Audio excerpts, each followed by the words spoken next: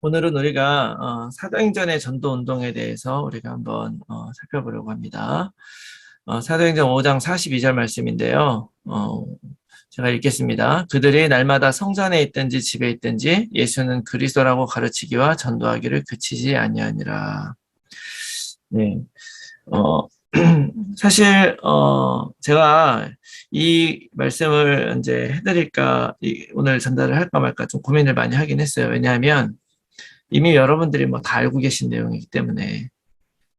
그렇지만 우리가 이렇게 새롭게 이런 전도 캠프를 시작을 하면서 우리가 정확하게 그림을 갖는 건 중요하다는 생각을 늘 하게 됩니다.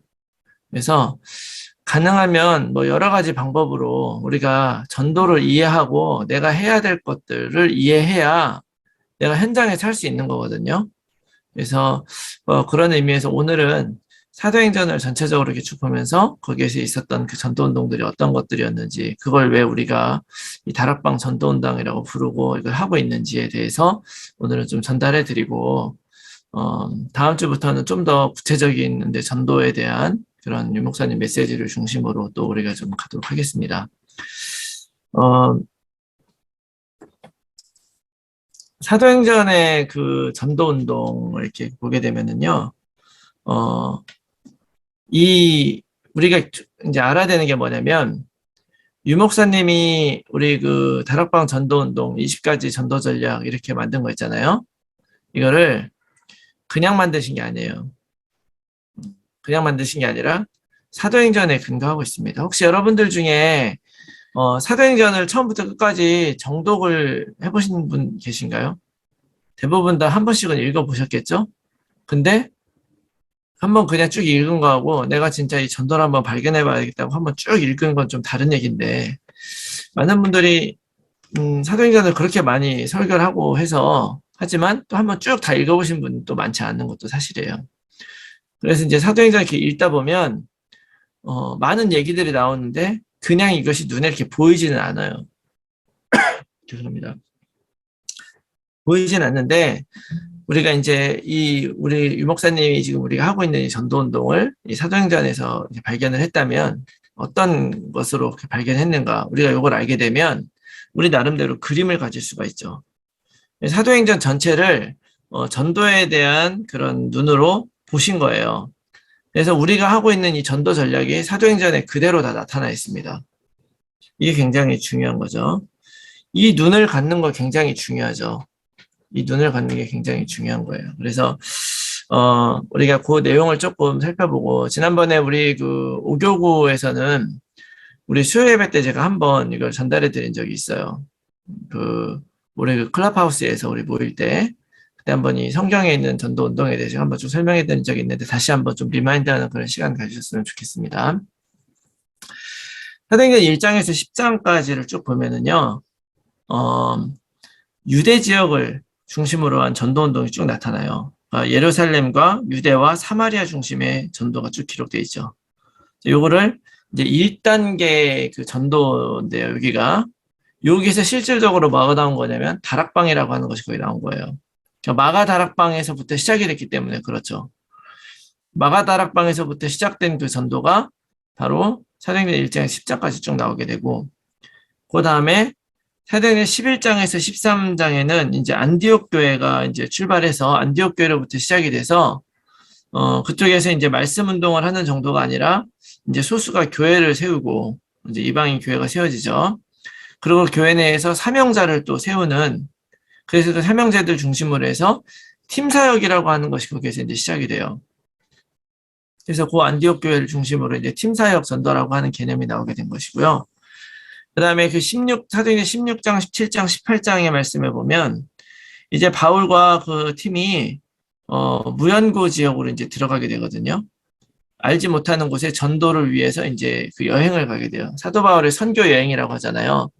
그 선교 여행을 딱 가는데 사도행전 16장에는 루디아라고 마게도니아의 성에 가가지고 루디아를 만나게 되죠.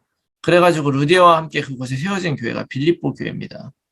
그리고 그 집에서 이제 모여가지고 이제 말씀 운동을 하죠.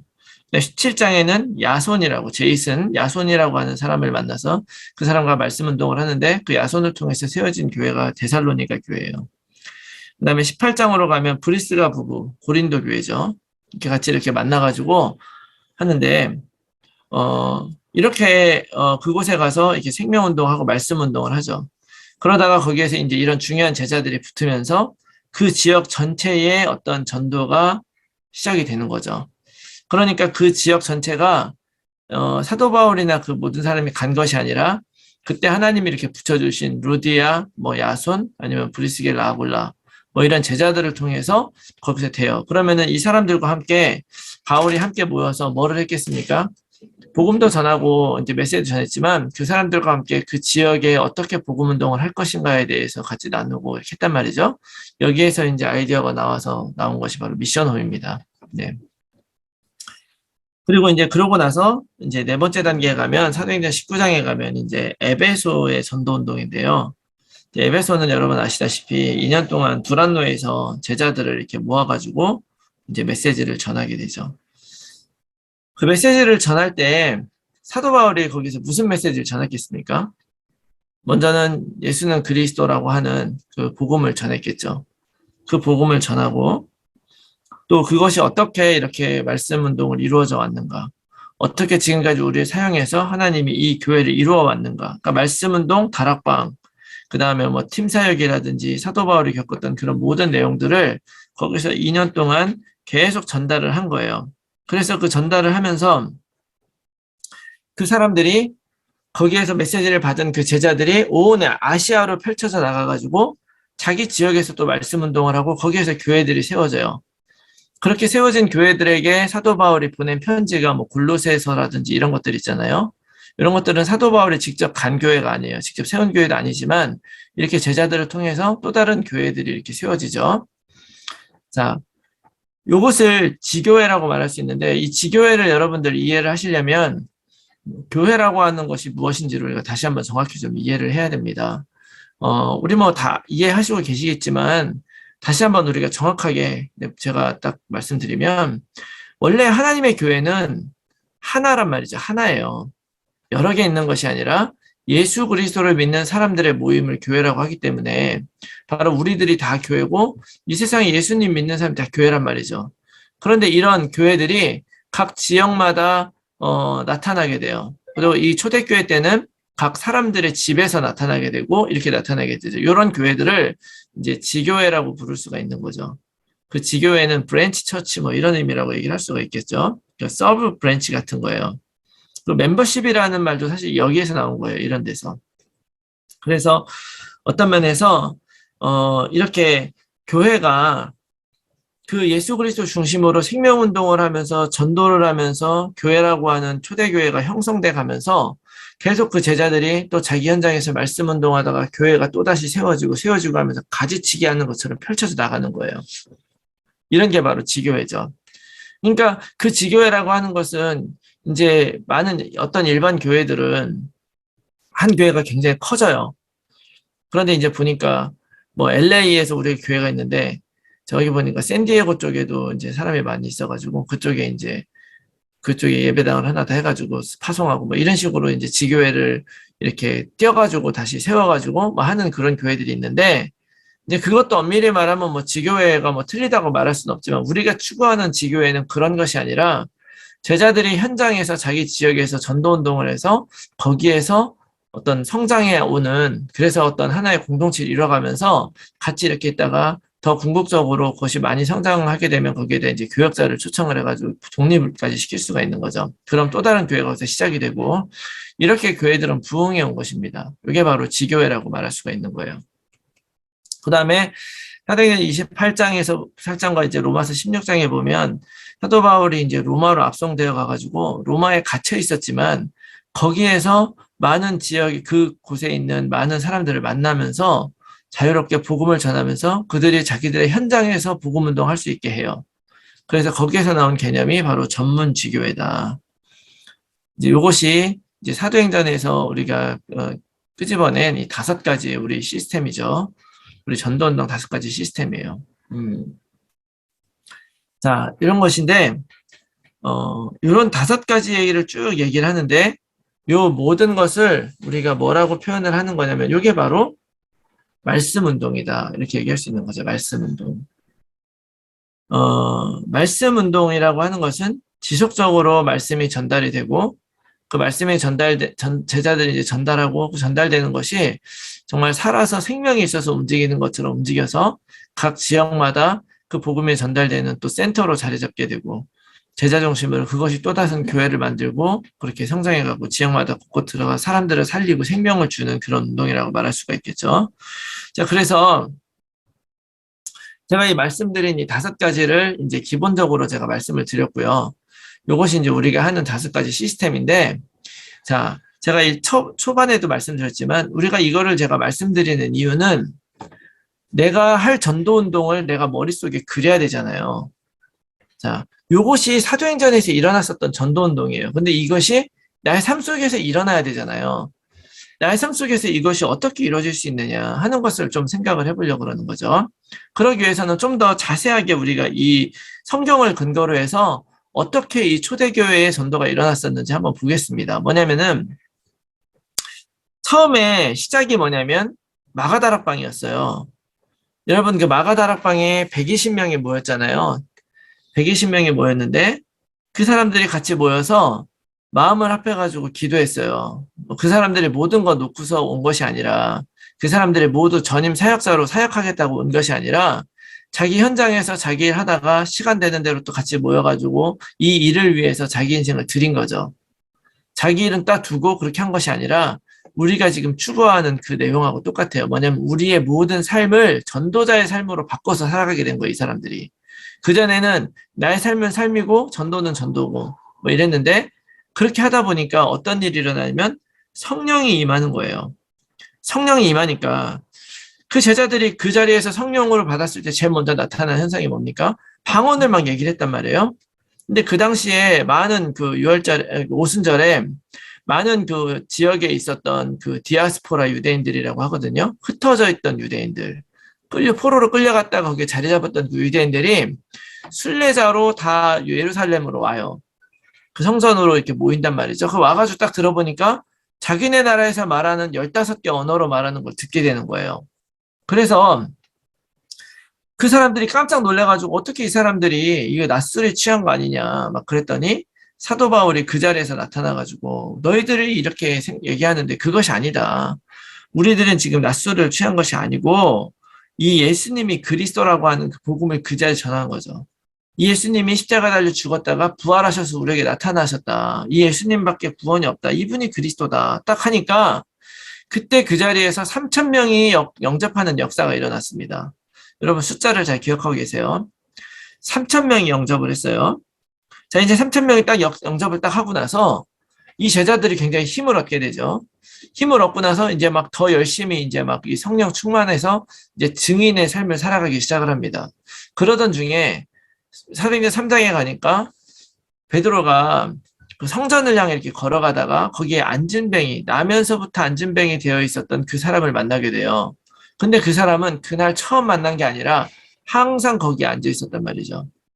그 적어도 한 20년 이상을 거기 앉아 있었던 사람이에요.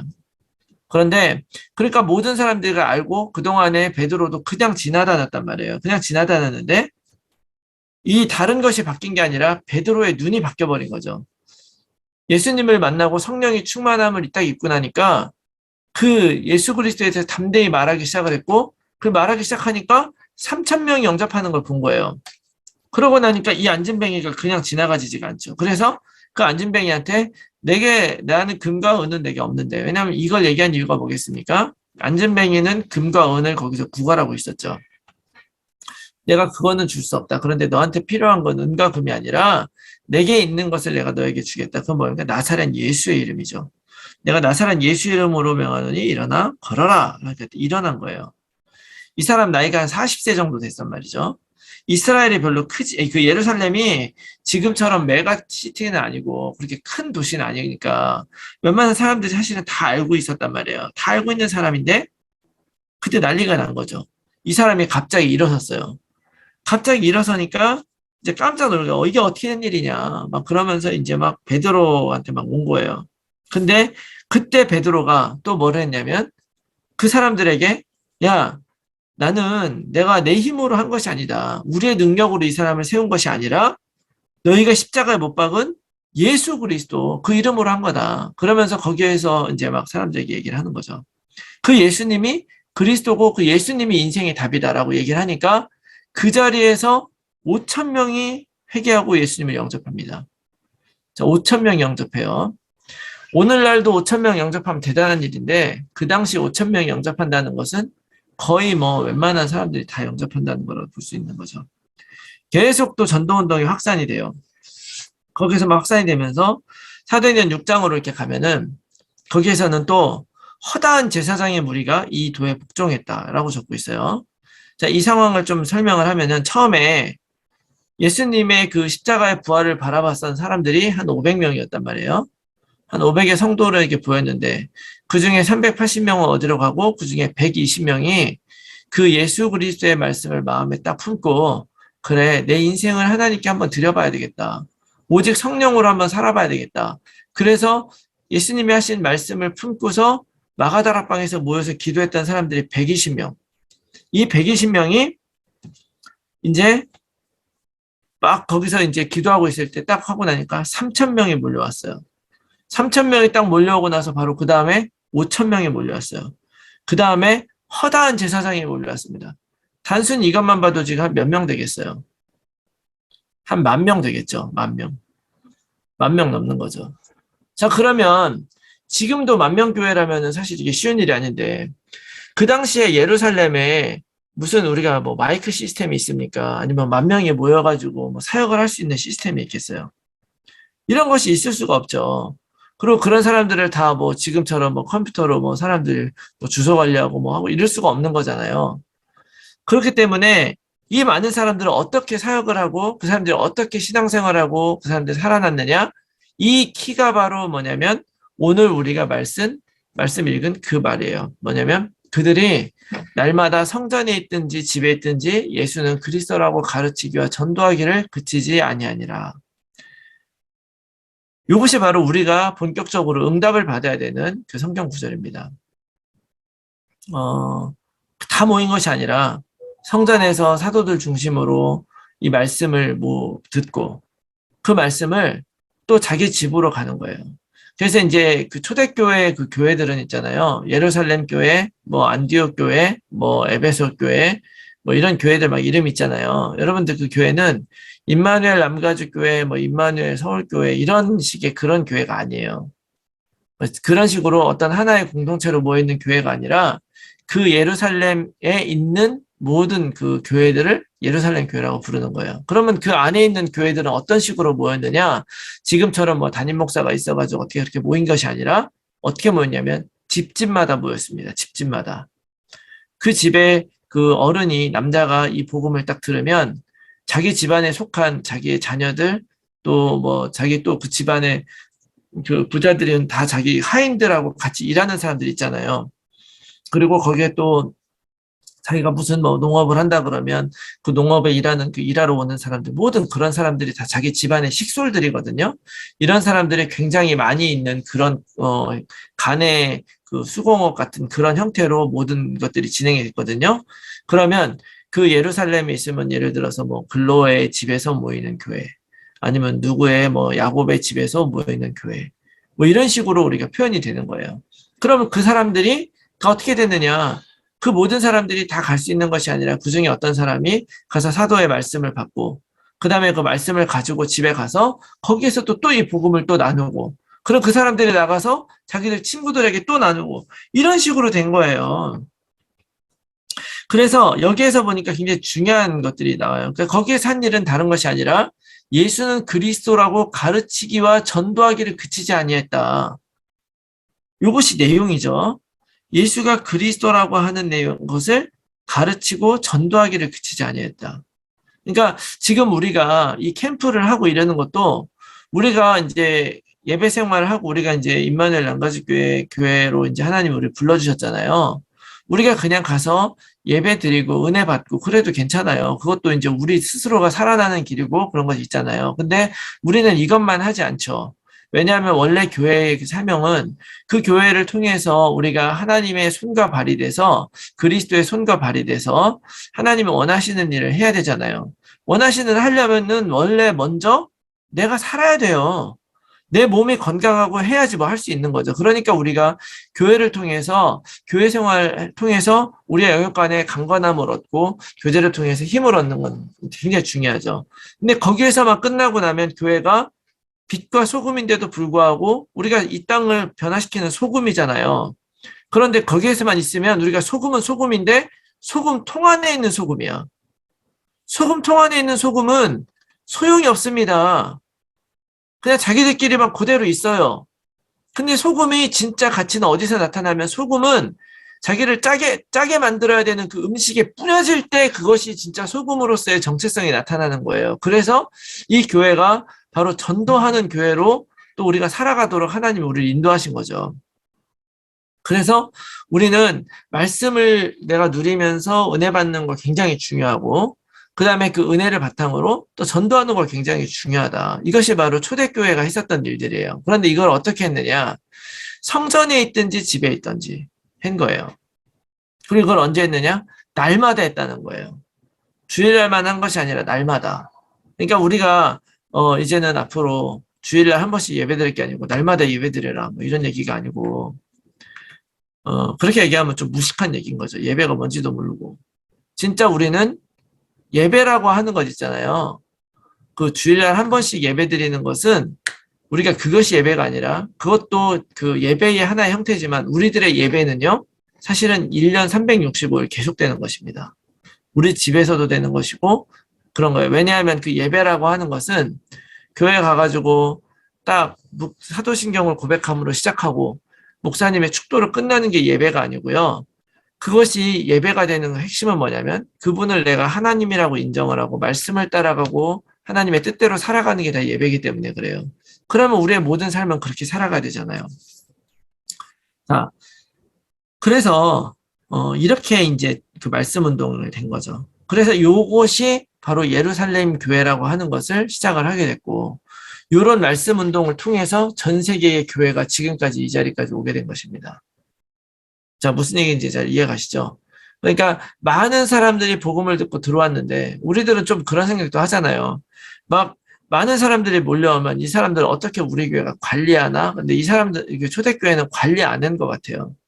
관리한 게 아니라 그 내 집에서 모이는 사람, 집에 있든지 성전에 있든지 이게 무슨 얘기냐면 관리한 게 아니라 그냥 나에게 속한 사람, 내가 나를 통해서 복음을 전달해야 되는 그 사람들에게 그냥 계속 복음을 전달한 거예요.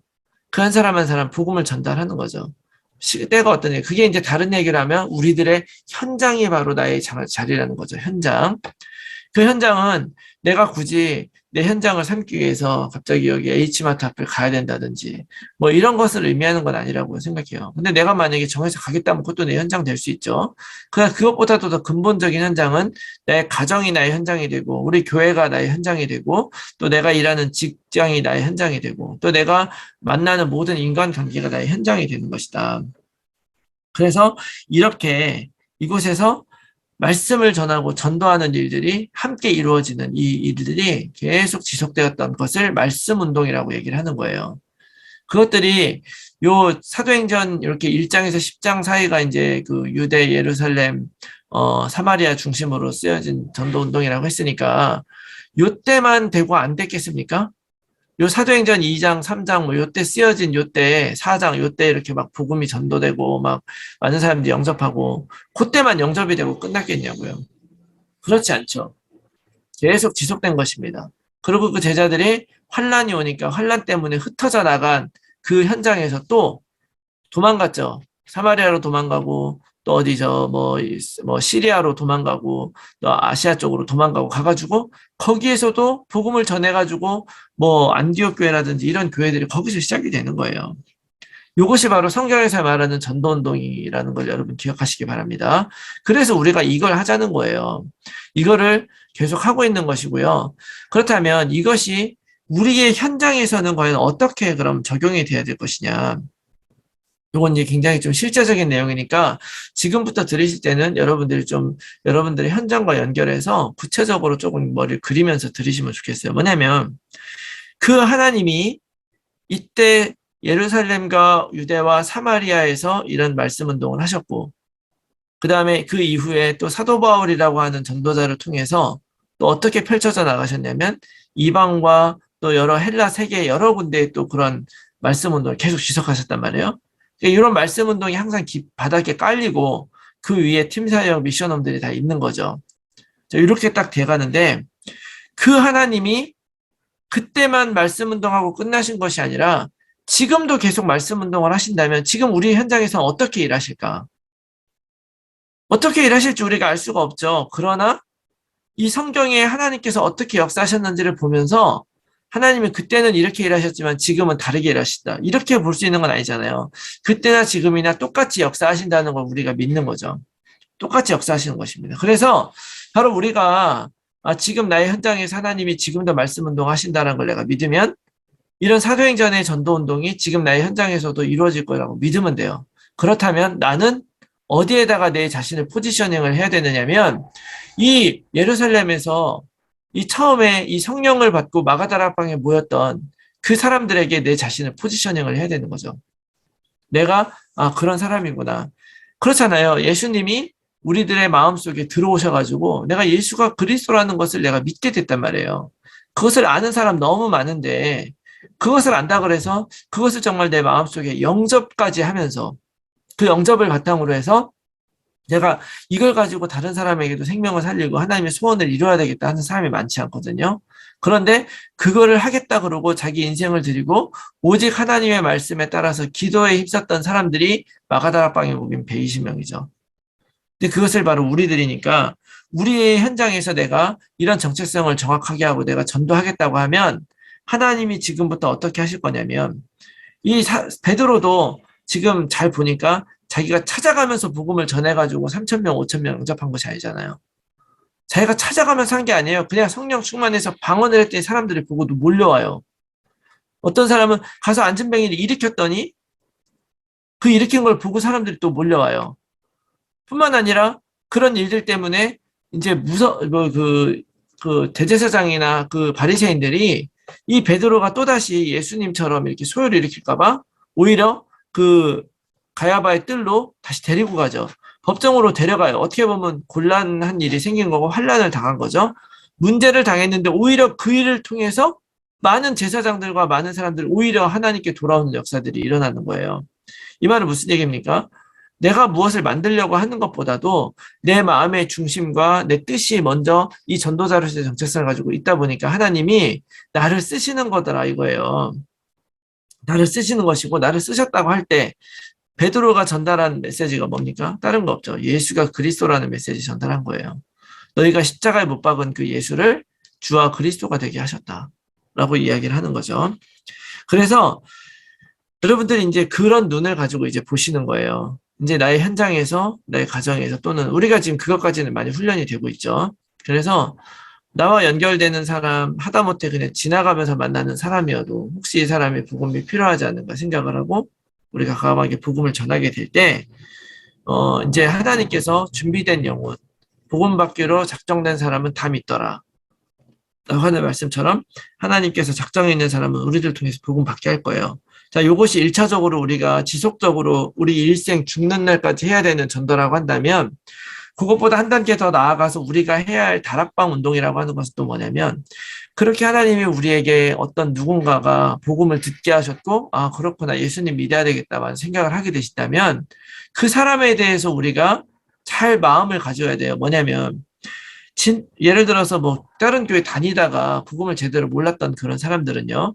복음을 전하면 복음이 이런 거였구나 하고 그 사람이 금방 제자가 될 가능성이 많이 있죠.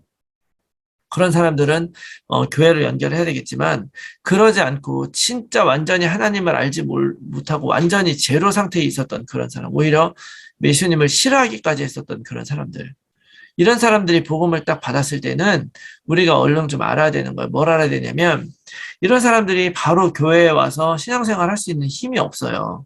왜냐하면은 이 굉장히 큰 충격을 받다 할지라도 이 복음이 진짜 대단하구나 해가지고 완전 바뀔 수 있는데 그렇다 할지라도 우리들의 체질과 내 안에 오랫동안 각인되어 있는 것이기 때문에 사실은 제대로 된 그런 신앙생활을 하기 어렵기 때문에 그 사람이 진짜로 이 믿음 안에서 설 수 있도록 도와주는 방법이 바로 다락방이라는 거죠. 그래서 다락방은 궁극적으로 그냥 다락방만 하고 뭐 이렇게 실적을 쌓는 게 아니라 그 사람이 교회와 연결해서 신앙생활을 할 수 있을 만큼 그 영적인 힘을 얻을 때까지 내가 도와주는 거예요. 그래서 복음 편지라든지 뭐 이런 거 통해서 계속 해드리는 거죠. 뭐 예수가 그리스도라는 거 정확하게 알게 하고 또 영접한 것을 계속 이렇게 리마인드 해주고 이거를 어떻게 해야 되느냐면 뭐 일주일에 한 번 해야 되는 것이 아니라 만약에 필요하다면 날마다 해야 되고 만약에 사정이 날마다 할 수 없으면 3일마다 한 번 해야 되고 일주일에 한 번마다 할 수도 있고 한 달에 한 번 할 수도 있고 계속 해야 되겠죠. 그 영접한 현장에서 계속 이제 이렇게 그 사람을 돕겠다는 마음으로 계속 하다가 이것이 진짜로 제대로 되어지게 되면은요. 그러니까 여러분 요걸 잘 기억해야 돼. 이제 어떤 면에서 우리가 이런 것들을 많이 해오다가 실제로 다락방까지 연결했는데 이것이 많이 이어지지 않은 경우도 많이 보잖아요. 그러니까 이것이 실제로 뭐 그 다음 단계로 이렇게 되어진다 하는 것을 경험을 못 하신 분들도 있겠는데 그러나 여러분들이 이 성경에 있었던 그 내용은 정확하게 봐야 되는 것이 뭐냐면 진짜로 말 그대로 우리가 이것을 요건 이렇게 된 거라고 해석한 것이 아니에요. 진짜로 내가 복음을 정확히 전달해가지고 그 사람의 진짜 답이 되는 그런 것이 돼야 되거든요. 진짜 그렇게 되게 되면 사람이 변합니다. 진짜로 많이 변하게 돼요. 제가 예전에 한번 말씀드렸던 그 마크라고 하는 일본인 3세 그 있잖아요. 그 친구가 저한테 어떤 얘기를 했었냐면요. 그 전에 자기는 굉장히 불안하고 모든 것이 불만이 많았대요. 근데 자기가 복음을 딱 정확하게 전달을 받고 나니까 이상하게 모든 것이 불만이 그렇게 없어지고 마음이 편안해지고 진짜로 좀 하나님을 신뢰하는 마음이 생기더라는 거예요. 그래가지고 그 사람이 바뀌게 되니까 또 다른 영향력들이 생기는 거잖아요. 그러니까 사실은 우리는 이 사람이 제자냐 아니냐, 이 사람이 전도를 할 수 있느냐 아니냐 이런 거를 떠나서 제일 먼저 신경을 써야 되는 건 뭐냐면 이 복음이 진짜 나에게 답이고 이 복음이 진짜 나의 삶을 바꿨다면 이 복음으로 그 사람이 자기의 삶을 다르게 볼 수 있도록 계속 도와줘야 돼요. 다락방에서의 어떤 그런 최고의 주안점은 목적은 바로 여기에 있습니다.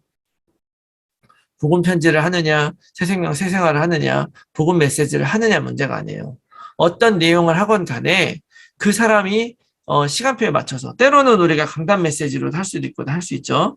이런 것들을 그 사람들에게 전달을 해줄 때 그 사람의 진짜 어떤 의문이나 이런 것들도 우리가 복음 안에 같이 이야기를 해줄 수 있어야 되고 그 다음에 자기가 그것을 실제로 적용해서 할 수 있도록 해줘야 되죠. 그래서 그 사람이 그냥 괜찮은가 보다. 이것이 맞는가 보다라는 차원이 아니라 이거였구나라고 하는 걸 깨닫게 되면 그 사람이 바로 우리와 같은 사람으로 나중에 이 자리에서 같이 전도하겠다고 앉게 되는 거예요. 그러니까 고의를 할 수 있을 때까지 여러분들이 그 하나님의 마음을 가지고 사역을 하는 것을 다락방이라고 이야기를 하는 것입니다. 예전에 유 목사님이 이런 다락방을 처음에 초창기에 막 30분씩 막 했다 그래요. 글쎄 희한하게 이 목사들도 있잖아요.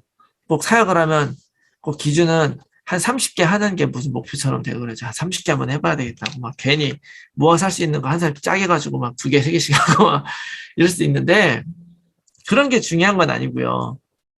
하나님이 열어주셔야 30개 하는 것도 의미가 있는 거지. 내가 뭐 억지로 30개 만든다면. 뭐, 우리 청년부 내가 한 사람씩 만나가지고 일주일에 다 만나면 뭐 20 몇 개 하겠네요.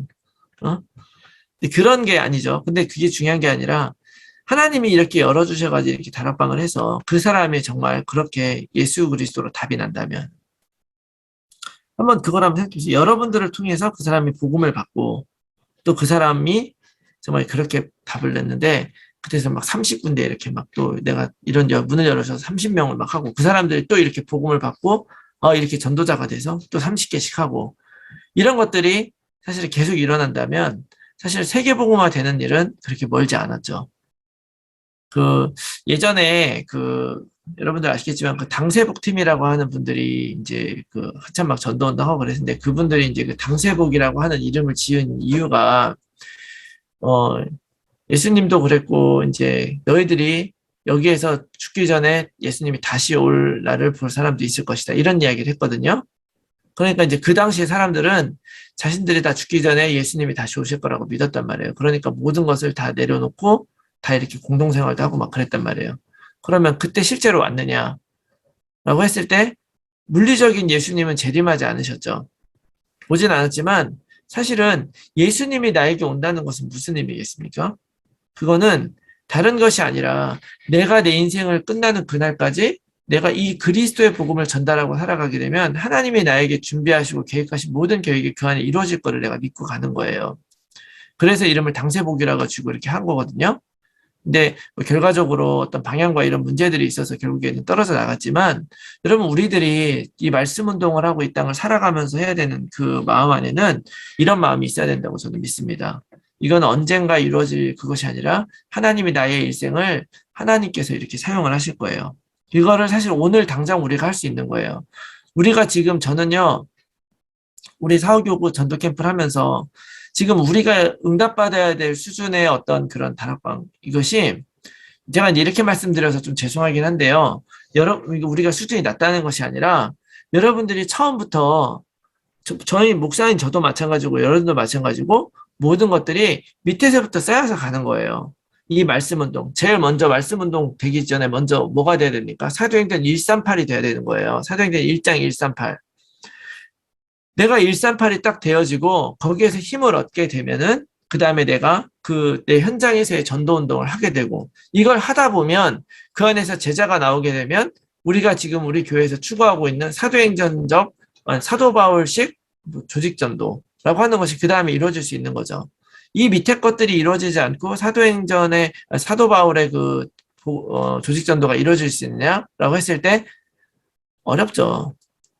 어려워요. 그래서 우리가 그 단계까지 충분히 갈 수 있습니다. 이거는 그러나 모든 사람이 갈 수 있다고 저는 생각하지 않아요. 그리고 모든 사람이 가야 되는 거라고도 생각하지 않습니다. 그거는 뭐 내가 뭐 결정하는 일 아니잖아요. 하나님께서 그만큼 사용하실 사람이 있고 사용하지 않으실 사람도 있어요. 어떤 사람은 진짜 성품적으로 어떤 사람을 리더로 삼아서 막 하는 게 진짜 어려운 사람들도 있고 앞에 나가서 복음 전하기 어려운 사람들도 있어요. 아니 그런 성품을 뭐 누가 줬습니까? 그것도 하나님이 주신 거잖아요. 그런데 그렇게 뭐 불리하게 주고 나서 하나님이 뭐 더 해라 이런 것이 아니라 하나님이 우리에게 원하시는 건 하나예요. 그런 성품과 상관없이 내 중심은 무엇이냐 이건 정확하게 하길 원하시는 거죠. 그래서 여러분들이 현장에서 우리가 다른 새로운 전도 캠프를 시작하면서 계속 이 그림을 그리시기 바래요. 이 사도행전의 전도를 지금 나를 통해 하고 계신다. 그러면 내가 할 일은 무엇이냐? 어떤 내용을 전달하느냐. 그리스도를 전달해야 되는데 그 그리스도를 어떤 사람에게 전달하냐. 하나님이 붙여주는 사람에게 전달하는데 어느 정도까지 전달하느냐. 그 사람이 이것을 답으로 잡을 수 있을 때까지 전달하는 거죠. 그렇게 전달하는 것을 놓고 여러분들이 현장에서의 전도를 좀 그리시기 바랍니다. 자, 그렇게 하게 되면 진짜 말씀 운동이 일어나게 돼요. 그래서 우리 다락방 전도 운동은 그래서 이렇게 정의를 하고 있는 거예요. 여러분들 1차 합숙 다 갔다 오셨죠? 1차 합숙에 가면 사도행전의 다락방 전도 운동이란 무엇이냐 이렇게 물어봐요. 다락방 전도 운동에 딱 이렇게 써 있습니다. 우리가 처해 있는 현장에 하나님의 목적과 계획이 있는 줄 믿고 전도 지역에 들어가 전도 활동을 펴기 위한 생명 운동을 말한다. 이것을 다락방 전도 운동이라고 이야기를 하는 거예요. 이 사람에게 복음을 전할 때 이 사람을 통해서 전도가 이루어질 것을 믿고 복음을 전하는 거죠. 그래서 그 사람을 위해서 시간과 장소를 정하고 그래서 그 사람들하고 계속 이걸 하는 거. 또 이런 얘기도 하셨어요. 이게 병원하고 같아가지고 우리가 출장 진료를 갈 수도 있는데 출장 진료를 가면 그 사람은 고칠 수 있는데 다른 환자들은 소문을 듣고 모지 못하기 때문에 그래서 시간과 장소를 정하는 게 중요하다. 그러니까 시간과 장소를 정하고 지속을 하면 항상 그때 말씀 운동을 하니까 사람들이 필요하면 그 시간을 찾아서 올 수 있다는 거죠. 그래서 다락방 할 때 이제 시간과 그걸 정해서 하라고 이제 얘기를 하는 것이고요. 그렇게 이제 온 사람들이 같이 그곳에서 답을 찾고 복음을 또 지속적으로 선포하면 이것이 계속 가는 거예요. 그래서 여러분들 우리가 이런 말씀 운동을 하고 있는 거니까요. 이것을 기초로 여러분들이 계속 현장에서 말씀 운동 하시기 바라고요. 다락방을 한다거나 뭐 더 위의 단계의 어떤 사역을 한다고 할지라도 여러분 뭐 걱정하거나 두려워하거나 할 거 없이 하나님이 나를 사용하실 때 내가 과감하게 하자. 어떤 면에서 우리 성도님들은 이 준비는 정말 제대로 돼 있잖아요. 복음을 정확하게 전달할 수 있는 준비. 근데 그 복음을 그 다락방 할 수 있는 그 사람에게 어느까지 해야 되느냐.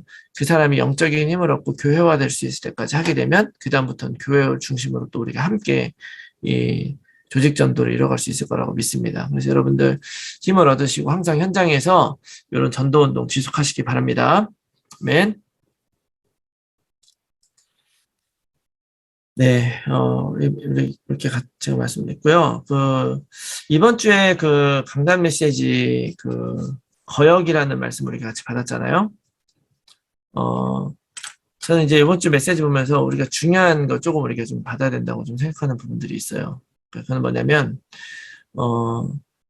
이 사건의 핵심을 우리가 조금 이해해야 됩니다. 지금 하나님께서 이스라엘 백성을 가나안 땅으로 보내는 이유는 담임 목사님이 그렇게 말씀하셨잖아요. 세계복음화라고 하는 것은 절대로 바뀌지 않고 변할 수 없는 일이기 때문에 하나님은 그걸 바꾸지 않고 거기에 거역하는 백성을 결국 죽이기로 결정을 하셨다고 말씀을 하셨는데 여러분 그러니까 좀 이해해야 됩니다. 하나님이 그러면 그 하시는 세계복음화라는 게 과연 뭐냐? 가나안 땅에 가는 게 세계복음화냐? 라고 할 수 있는데 사실은 하나님은 세계복음화를 하나님이 하고 계시는 거죠.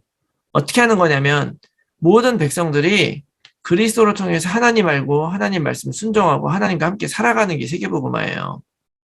근데 그 일을 하나님이 하고 계신 거예요. 근데 엄밀히 말하면 이스라엘 백성이 가나안 땅 가는 것은 그 일의 증인으로 만들기 위해서 가는 것입니다. 그 가나안 땅이 젖과 꿀이 흐르는 땅이라 그랬잖아요. 근데 젖과 꿀이 흐르는 땅이지만 대신 그곳은 또 비가 안 오면 황무지로 변하는 곳이에요. 비가 오면 젖과 꿀이 흐르는 땅. 그리고 거기에는 이스라엘 백성이 이길 수 없는 그렇게 아낙 자손들과 같은 거대한 이방 민족이 살고 있는 땅. 그런데 거기에 하나님이 가라고 하는 거는 그런 민족이 있어도 상관이 없고 너희가 하나님만 바라보고 살면 내가 너희들을 어떻게 살게 해주는지 온 열방에 내가 보이겠다. 너희들을 샘플로 만들겠다 하고 가는 거거든요. 그런데 거기에서 거역한다는 말은 내가 샘플 되지 않겠다 이런 얘기거든요. 하나님 그래서 그걸 위해서 모세를 세워서 갔는데 이 사람들은 밤새 통곡하다 결국 어떻게 합니까? 자기네들의 리더를 세워가지고 애굽으로 돌아가자 그래요. 자, 여러분 요거가 뭐랑 똑같은 거냐면요. 하나님이 떠난 우리를 하나님이 그리스도를 통해서 구원받은 하나님의 백성, 이 증인으로 만들기로 하고 우리를 인도하셨는데 갑자기 내 앞에 가나안 땅의 그 아낙 자손과 같이 그 거대한 민족을 딱 보는 순간에 적군을 보는 순간에 이제 사단이죠. 사단을 보는 순간에 나는 거기로 가지 않겠습니다라고 하는 거랑 똑같은 거예요. 그래서 그 거역을 하게 되면 거역을 해서 하나님이 죽이는 것이 아니라 결국에는 원래 죽은 인생이에요. 살려준 우리들의 인생을 그 사는 길로 가지 않겠다고 결심을 했을 때는 결국에는 어디서 죽는 것입니까? 가나안 땅 못 들어가는 거예요. 구원 못 받는 거고 죽을 수밖에 없는 거죠. 그래서 결국엔 우리가 이 가나안 땅의 언약 백성으로 살아간다고 하는 것은 그 하나님의 말씀과 하나님의 인도를 내 삶 속으로 받아들이고 내가 이런 전도자의 삶을 살겠다 하는 것과 마찬가지거든요. 여러분들 이번 주 강단 메시지를 여러분들 받으시면서 그냥 단순히 거역하지 않는 것은 뭐 그냥 하나님의 율법을 어기지 않겠다 하는 것을 뛰어넘는 거예요. 내가 하나님이 나를 인도하시는 그 땅으로 갈 거냐. 내가 그 애굽 땅하고 가나안 땅 차이는 단 한 가지예요. 가나안 땅 가면 무조건 하나님의 원하는 대로 살아야 돼요. 근데 애굽 땅에 가면 이미 물이 많기 때문에 내 힘으로 살 수 있는 곳입니다. 내 힘으로 살 수 있는 인생 살 거냐, 하나님 인도한 인생 살 거냐. 이 두 가지에서 너가 어디로 갈 거냐 하는 굉장히 중요한 질문을 우리에게 던지면서 하나님께서 우리를 살리는 길로 오라고 말씀하고 계시는 거죠. 여러분들 그 말씀 붙잡고 이번 주에도 여러분 계속 생명 살리고 그런 길로 여러분 가시기 바랍니다. 아멘.